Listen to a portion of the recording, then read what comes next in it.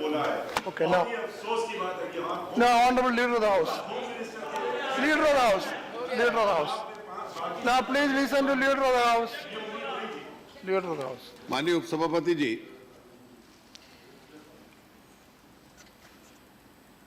कल से नेता प्रतिपक्ष आजाद साहब ने जो बहस आरंभ की है, सदन में लगभग सभी पक्षों के लोगों ने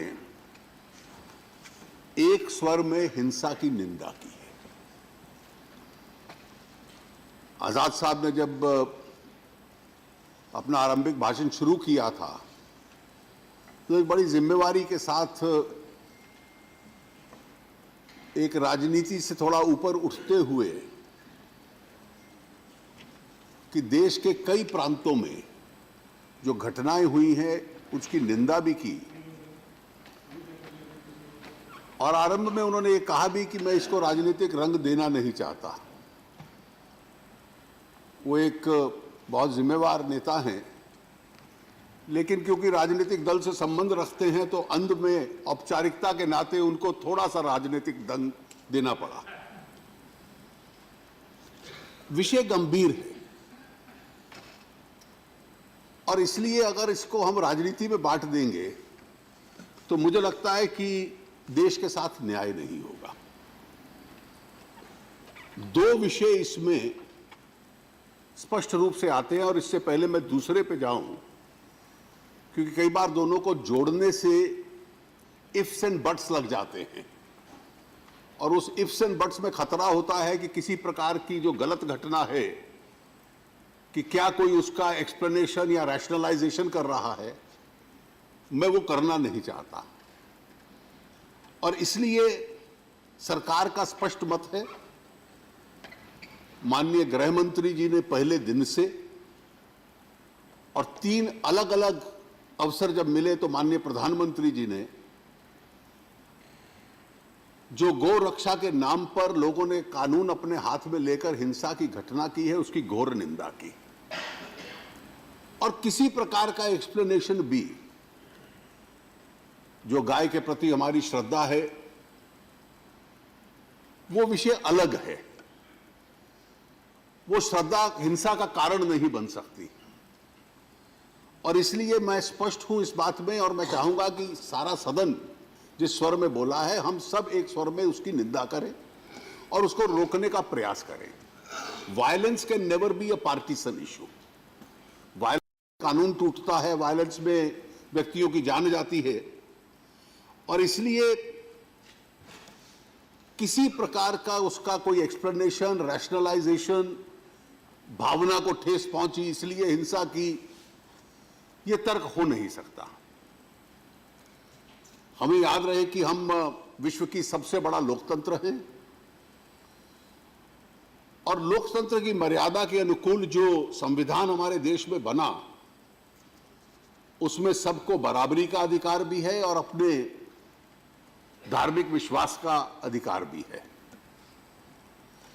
और हम लोगों की एक जो संस्कृति रही है, जो कल्चर रही है, वो एक दूसरे का आदर करने की भी है, एक दूसरे की भावना का आदर करने की भी है और उसके अनुकूल दूसरे को बर्दाश्त करने की भी है, विपरीत को बर्दाश्त करने की भी है, जिसे हम म्यूचुअल रिस्पेक्ट और टॉलरेंस कहते हैं।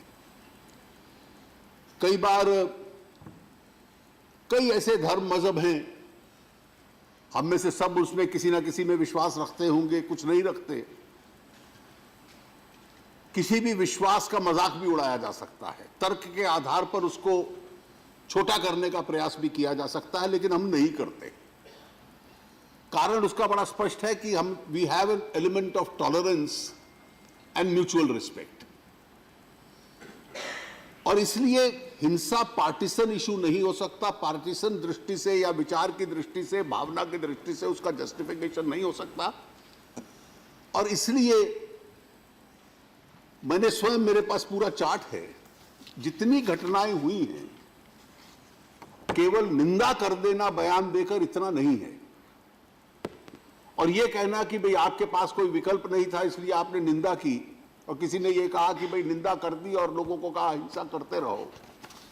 मेरे पास पूरा चार्ट है कि हर घटना के संबंध में जिस प्रांत में भी घटना रिपोर्ट हुई, माननीय गृह मंत्री जी, उनको पांव में चोट लगी है, घर पर हैं, प्लास्टर में है उनका पांव, लेकिन टेलीफोन पे वहां के मुख्यमंत्री से बात हुई, वहां किस किस को अरेस्ट किया गया उसकी जानकारी ली गई, और जितनी घटनाएं अभी तक हुई हैं उसमें हर एक में कानूनी कार्रवाई एक व्यवस्थित सिस्टमैटिक तरीके से हुई और हर एक में लोग गिरफ्तार हुए, और वो सारे गिरफ्तार लोग, अरेस्टेड लोग आज भी जेल में हैं। They are all going to be charge sheeted, against whom evidence is going to be found, and then prosecuted for the offenses that they have committed. ये बिल्कुल स्पष्ट है और इसमें मैं कोई इफ एंड बट नहीं जोड़ना चाहता।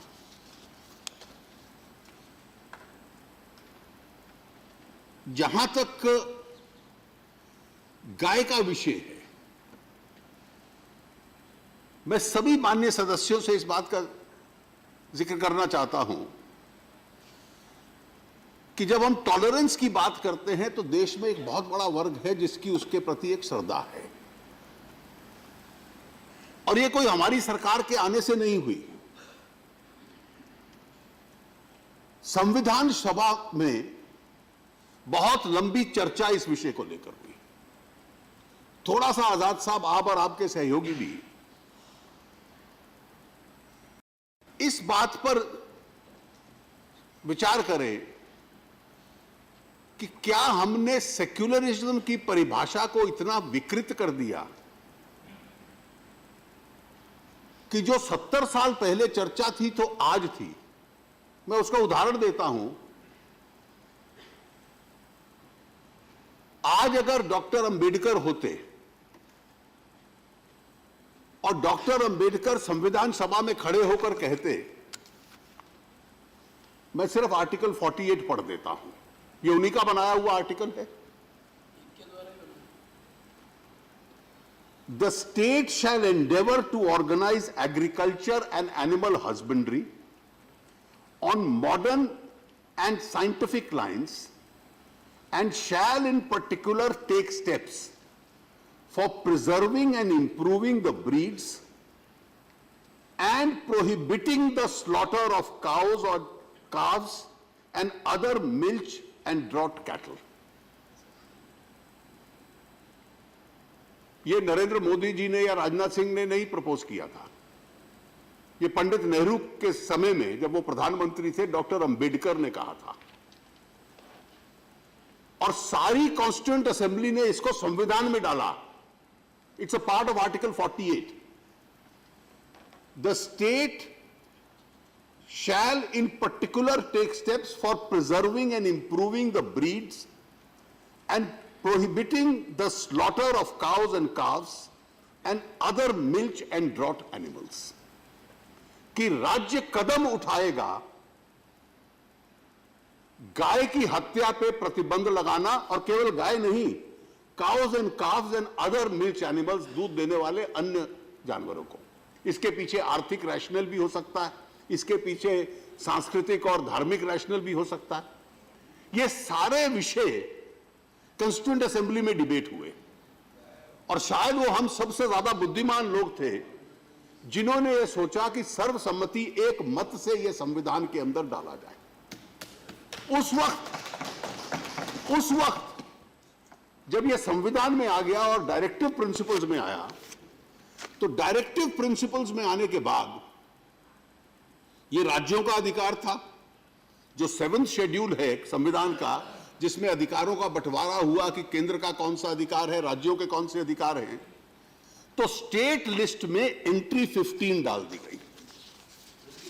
और स्टेट लिस्ट की जो एंट्री 15 है वो ये है, preservation, protection and improvement of stock and prevention of animal diseases, veterinary trading and practice.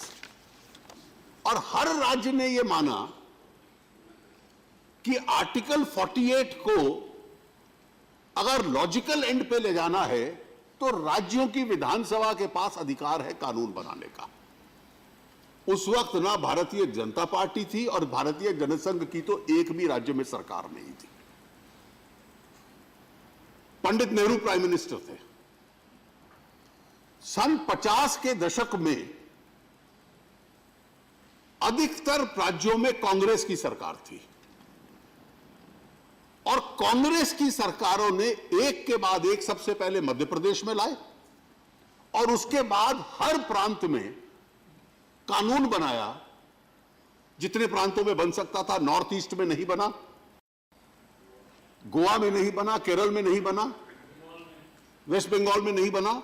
ये इन 4-5 क्षेत्रों को छोड़ के बाकी सारे हिंदुस्तान में जो एक प्रकार से 80-85% इस देश की पॉपुलेशन जिन प्रांतों में है, उन प्रांतों में कानून बना कि काउ स्लॉटर प्रोहिबिटेड है, प्रतिबंधित है। और उसके पीछे पंडित जी जानते थे, पंडित जी ओवर रिलीजियस नहीं थे, सेक्युलरिस्ट थे। अगर तुलना करूं पुराने प्रधानमंत्रियों की तो शायद इंदिरा जी रिलीजियस ज्यादा थी, लेकिन पंडित जी के जमाने में कानून बना कि भाई गाय का एक हमारी संस्कृति में एक स्थान है, इसलिए काउ स्लॉटर प्रोहिबिटेड होगा। मैं आपसे प्रश्न एक पूछना चाहता हूं आजाद साहब, मतलब इसको उत्तर देने की दृष्टि से नहीं, लेकिन सोचिए कि 70 साल में आज अगर डॉक्टर अंबेडकर जीवित होते और यह कानून लाते that the state shall endeavour to bring a law prohibiting cow, तो शायद सतीश मिश्रा जी की पार्टी सबसे पहले खड़े होकर कहती डॉक्टर अंबेडकर कम्युनल है। हम लोग ये कह रहे हैं कि ये गलत किया और ये गलत है हम, लेकिन ये कह रहे हैं कि इसके नाम से आप किसी को मारेंगे। आप क्या काउ स्लॉटर का कानून जो है वो सब कोई वेलकम कर रहा है, कौन मना कर रहा है? Nobody is objecting, but if you are saying that कि डॉक्टर अंबेडकर मेंट कि आप काउ स्लॉटर के नाम पे किसी को मारेंगे कि शायद ये गाय ले जा रहा है इसलिए इसको मार दो, चलिए आधी बात तो आप मान गए, इसकी बात चलिए ना। इस कानून को कौन मना कर रहा है? इस कानून का तो सपोर्ट सभी लोग कर रहे हैं। चलो, कानून का तो कौन मना कर रहा है? who's opposing that? Sir, opposing that? बड़े आदर के साथ मैं उस स्टेट में रहता हूं जहां मुस्लिम मेजॉरिटी, कश्मीर, वहां महाराजा साहब के वक्त में कानून बना है गाय आप स्लॉटर नहीं करते। उसके बाद जब नई सरकारें आई, शेख अब्दुल्ला प्राइम मिनिस्टर भी बने और प्राइम मिनिस्टर कई साल तक 3-4 हमारे प्राइम मिनिस्टर, उस कानून को किसी ने आज तक नहीं बदला। आज भी कश्मीर जैसी स्टेट में काउ स्लॉटर बैन है। हमने एक मिनट, 1 सेकंड के लिए भी हमने ये नहीं कहा कि आप काउ स्लॉटर की इजाजत दीजिए, उनको मत पकड़िए। हमारी आपत्ति है, मैंने उधमपुर की मिसाल दी, ट्रक में कोयला है और गाय के नाम पे 2 आदमियों को ट्रक समेत जला दिया। मेरी आपत्ति है कि जुनेद ट्रेन में जा रहा है, उसकी लिंचिंग की गई, वो गाय कहां थी ट्रेन में।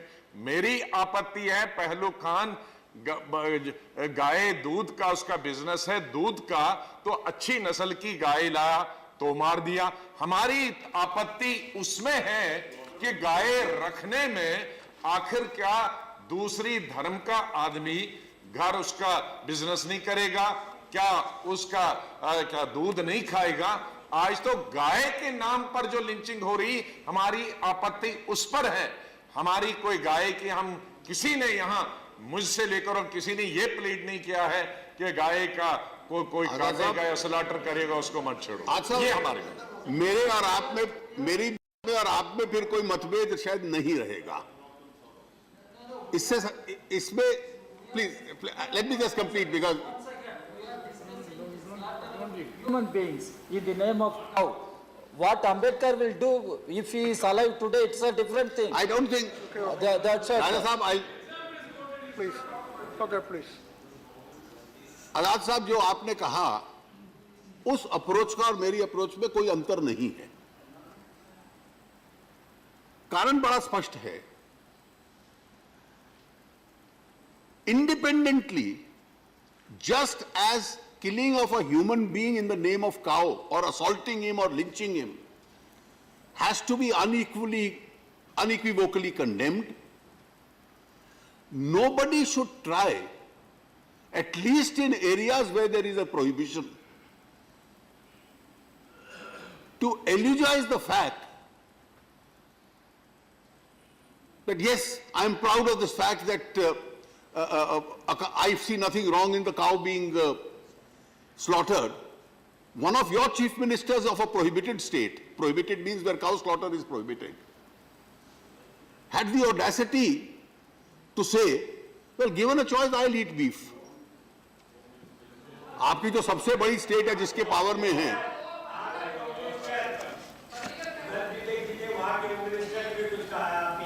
और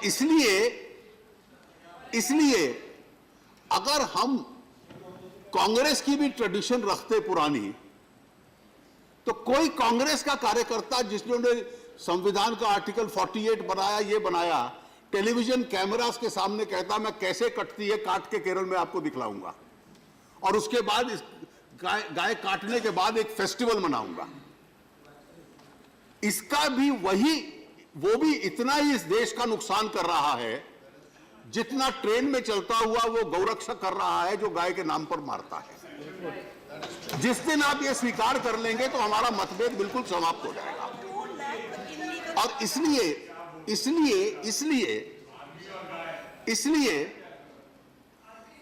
बड़ा स्पष्ट है कि मैंने आरंभ में यह कहा कि मैं इफ्स एंड बट्स नहीं,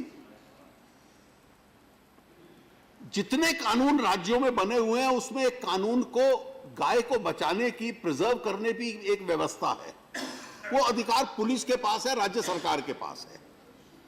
किसी के पास कोई जानकारी है वो राज्य सरकार को दे सकता है।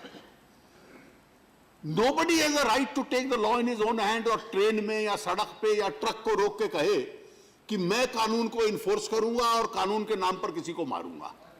और इसलिए कोई करता है तो उसकी निंदा भी होनी चाहिए, उसको गिरफ्तार भी करना चाहिए, उसको प्रोसिक्यूट भी करना चाहिए, लेकिन उसका यह अर्थ नहीं कि प्रोहिबिटेड एरियाज में जिन राज्यों ने नहीं प्रतिबंध किया उनका अपना अधिकार है, जिन्होंने प्रतिबंधित किया है कम से कम वहां पे इसको एलिजाइज करना, इसकी प्रशंसा करना और इसको स्वीकार कर लेना, इसको इनकरेज करने की व्यवस्था हम ना करें। नहीं, उसका आनंद जी कारण यह है, मुझे एक थोड़ी सी शिकायत है मैं जो सामने रखूं। जब हम सिलेक्टिव मोरालिटी और सिलेक्टिव कॉल ऑफ कॉन्शियस में जाते हैं तो यह कठिनाई आती है।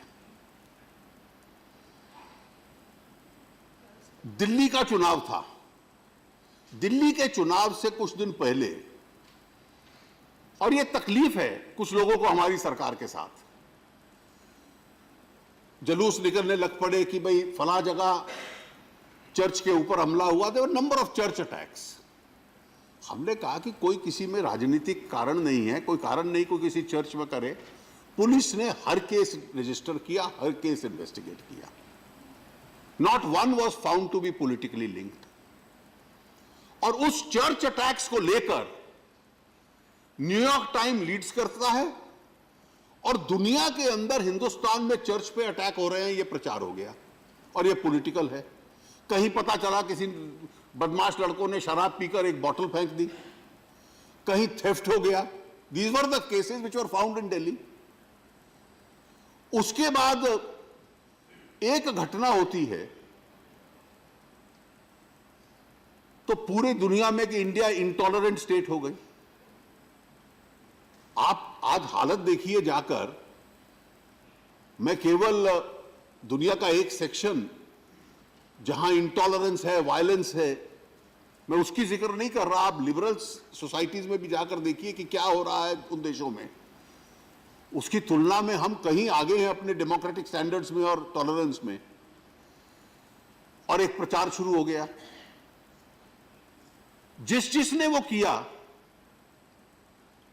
क्या उन्होंने एक यूनिफॉर्म क्राइटेरिया बना लिया था? अभी हमारे एक साथी ने जब केरल का जिक्र किया तो some of my CPM friends objected. But kindly ask a question to yourself. Why is it, whether you do it or the others do it, the atmosphere of violence in Kerala increases the moment left front comes to power? It doesn't increase when United Front comes to power? They have also been in power. They are our opponents. We never had, when Oman Chandy was the chief minister, we never said that there are acts of violence in Kerala.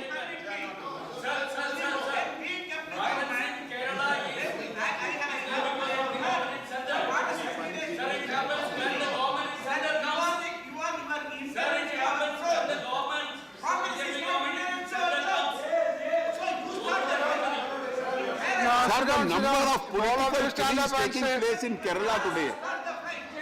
All of you stand up. Sit down, sit down. No, please. All of you cannot say together. No, please. No, please.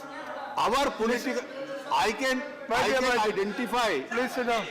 Why do you RSS Hindu Mahasabha man, I mean Mr. Hindu Parishad man, throw a bomb in Coimbatore party office?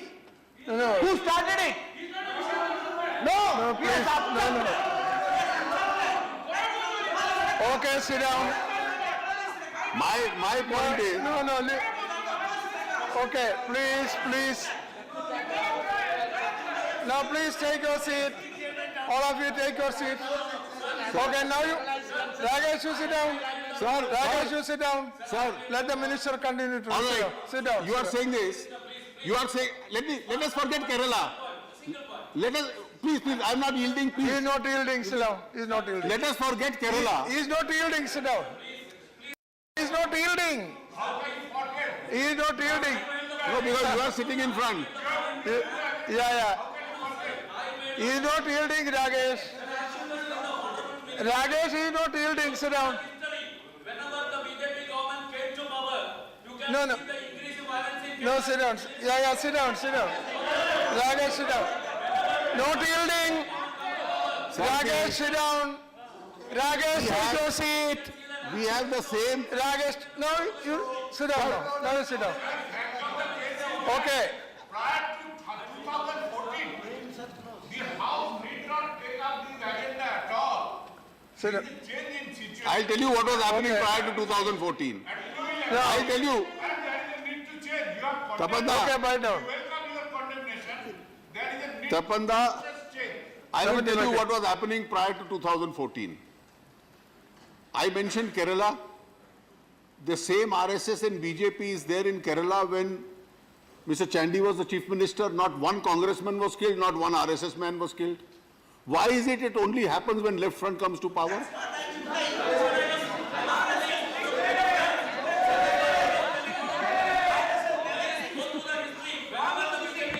All right. And if you want to know,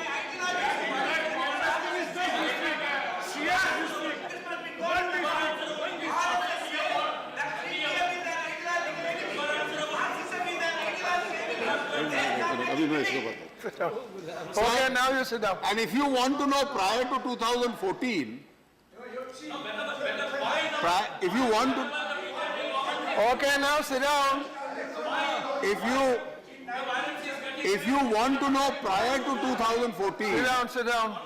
Mr.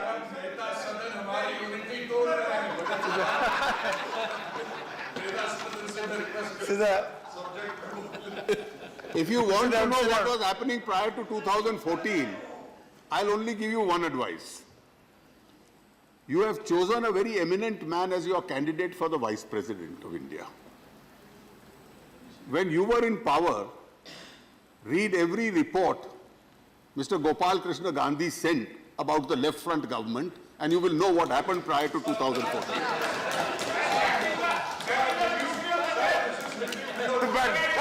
Sir, this is hitting below the belt. This is not acceptable.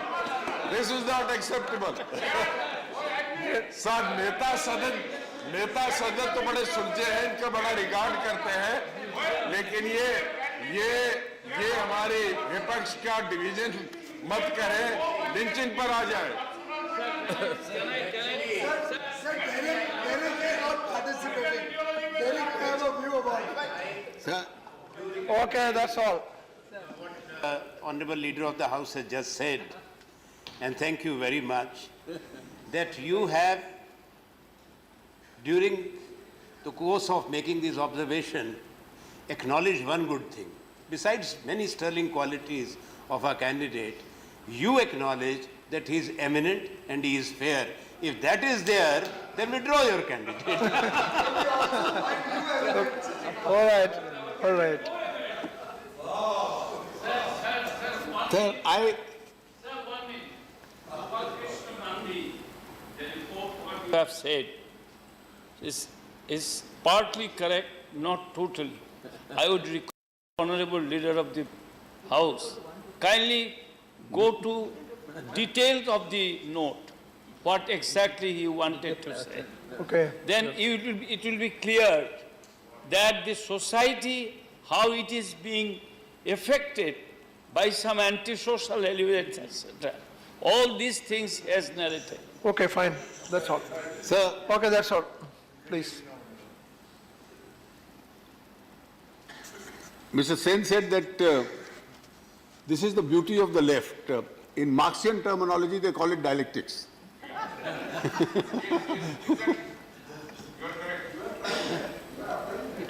And therefore, sir, these are, I just wish to say this, these are two completely independent. If we are to create an atmosphere in this country where we can get rid of this problem which has arisen on account of some people taking the law into their own hands,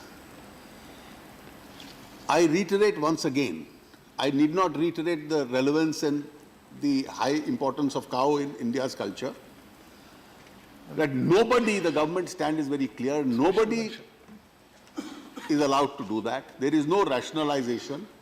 No argument of sentiment being hurt can be an explanation for this. And the government is absolutely committed. Whoever is the culprit, the state governments have a responsibility. A written advisory has also been sent. The Home Minister has spoken to each of those state governments. And therefore, the law will certainly take its own course in these cases. And no amount of sympathy will be shown for these people. And that is why the Honorable Prime Minister has thrice repeated this entire issue. The second issue which we have discussed, combining with this, is the incidents as far as Dalits and weaker sections of the society are concerned. Sir, the way we have historically treated one section of our own brethren is always a matter, a black mark in our own history. And therefore, we owe it to ourselves, if not to them, to reverse that process of history. And any form of social oppression in the name of caste, there are laws which deal with it. Any incident which takes place, I wish to categorically assure the House that the government is absolutely committed. We have laws in place. And if any such incident where state police is not acting is brought to our notice to this effect, the government would not think twice of requesting the state government, advising the state government, even asking them for report as far as these incidents are concerned. These incidents of atrocities against the Dalits, we have strong laws in place. Everybody has supported those laws. And the government is fully committed as far as their protection is concerned. With these observations, sir, with these observations, No, please, let him complete. Let him complete. Mob justice है, reaching process जो चल रहा है, ये mob justice का process अब दिन से बढ़ चला है और इसका इम्पैक्ट बहुत गहरा और बहुत दूर तक होता है। एक स्पेशल सर्कमस्टांसेस, क्या सर आप इसको महसूस करते हैं कि इसको हैंडल करने के लिए स्पेशल एक्ट की जरूरत है और स्पेशल रिस्पॉन्सिबिलिटीज जो ऑफिसर्स हैंडल कर रहे हैं पुलिस को या एडमिनिस्ट्रेशन को, उनकी स्पेशल अकाउंटेबिलिटीज लगाए जाने की जरूरत है। इसमें मौजूदा कानून में पर्याप्त प्रोविजंस हैं। हम कानून को दोष ना दें, लेकिन दूसरा जो तर्क आपने दिया है कि जो अधिकारी इसकी जांच कर रहे हैं वो ईमानदारी से करें और पूरी कार्रवाई करके इन लोगों को सजा करवाए। सरकार इसके लिए बिल्कुल कमिटेड है और इसकी पूरी जानकारी और तय तक जाएगी। इसकी मॉनिटरिंग जितने भी गृह मंत्रालय से कर सकते हैं हम निश्चित रूप से करेंगे। Thank you. Thank you. All right, thank you. Mr. Sir Dalit atrocities पे माननीय होम मिनिस्टर ने भी 2 मिनट में बात खत्म कर दी, माननीय नेता सदन ने भी 2 मिनट में बात खत्म कर दी, और यही कह करके दोनों लोगों ने कहा कि वहां पर एट्रॉसिटीज नहीं होने देंगे, एक्शन लेंगे। क्या एक्शन लिया है? हम लोगों ने आंकड़े दिए, किस तरीके से दलितों को ही जेल में डाल दिया है, इसके बारे में कोई जवाब नहीं आया और ना कोई सेटिस्फैक्टरी इस पे आंसर दिया गया। कैसे एट्रॉसिटीज रोकी जाएंगी? हम लोग इस रिप्लाई से सेटिस्फाइड नहीं है, हम हमारी पार्टी इससे वॉकआउट करेंगे। Acha, now